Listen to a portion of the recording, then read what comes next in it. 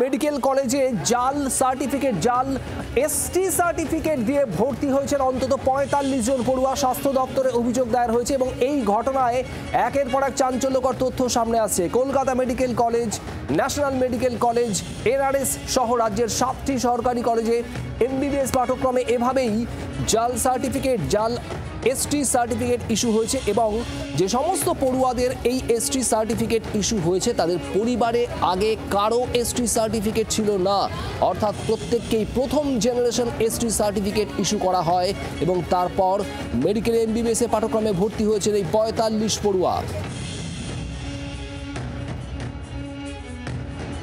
যদি তারা ভুয়ো সার্টিফিকেট দিয়ে ভর্তি হয়ে থাকেন তাহলে এই ভুয়ো সার্টিফিকেট বিচ্ছিন্নভাবে কোনো একজন প্রার্থী বা কেউ করে দিয়েছেন এটা তো হতে পারে না।